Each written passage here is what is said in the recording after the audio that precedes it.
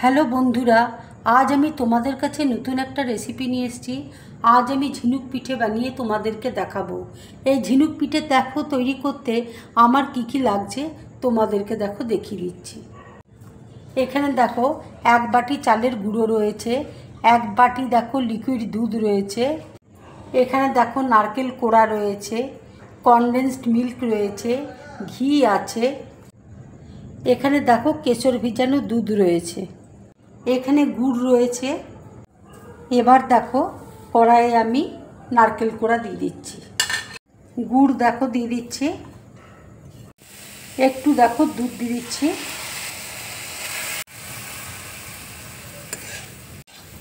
নারকেলের স্টাফিংটা দেখো আমার তৈরি হয়ে গেছে। এবার দেখো গ্যাসটা আমি অফ করে দিচ্ছি। এবার দেখো এলাচ গুঁড়ো আমি দিয়ে দিচ্ছি। কড়াইয়ে দেখো দুধ দিয়ে দিচ্ছি, এক চামচ দেখো ঘি দিয়ে দিলাম আমি, কেশর দেওয়া দেখো দুধ দিয়ে দিয়েছি। এবার দেখো কনডেন্সড মিল্ক আমি দিয়ে দিচ্ছি। এবার দেখো চালের গুঁড়োটা আমি দিয়ে দিচ্ছি।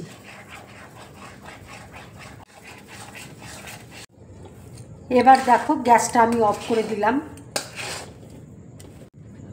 এবার দেখো নারকেলটা ছোট ছোট দেখো বলের মতন তৈরি করে নিচ্ছি। ঠিক এরকম দেখো নারকেলটা বলের মতন আমি তৈরি করে নিলাম। সব বলগুলো দেখো তৈরি হয়ে গেছে। এবার দেখো খুব ভালো করে আমি এবার মেখে নেব।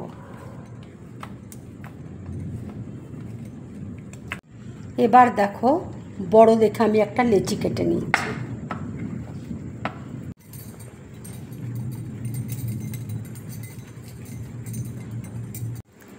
এবার দেখো চালের গুঁড়ো দিয়ে আমি বেলে নিচ্ছি।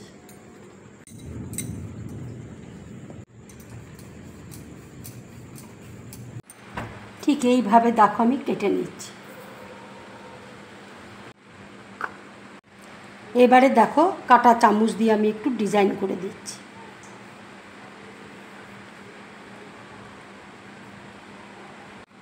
ঠিক দেখো কাঁটা চামচ দিয়ে এইভাবে ডিজাইন করে নিলাম। এবার সাইড দিয়ে আস্তে আস্তে আমি মুড়িয়ে নেব।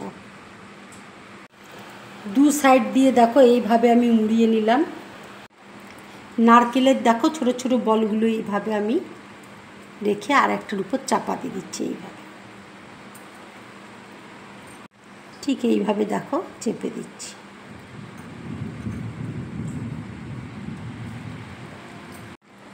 এবার দেখো কাঁটা চামচ দিয়ে এইভাবে আমি একটু ডিজাইন করে দিচ্ছি। দেখো ঠিক এইভাবে দেখো আমি তৈরি করে নিলাম। ঝিনুক পিঠেগুলো দেখো সব রেডি হয়ে গেছে। এবার দেখো থালার মধ্যে আমি সব বসিয়ে দিচ্ছি। এই পিঠেগুলো আমি কিছুক্ষণের জন্য স্টিমে দেবো। কড়াইয়ে দেখো জল দিয়েছি, স্ট্যান্ড বসিয়েছি। এবার আমি দেখো এর মধ্যে বসিয়ে দিচ্ছি স্ট্যান্ডের মধ্যে। এবার কিছুক্ষণের জন্য আমি ভাপিয়ে নেব। ঢাকা দেখো দিয়ে দিচ্ছি। এবার দেখো ঢাকাটা খুলছি। 10 মিনিটের মতন আমি ভাপ দিয়ে নিয়েছি। ঝিনুক পিঠেগুলো দেখো হয়ে গেছে। এবার আমি গ্যাসটা অফ করে দিচ্ছি।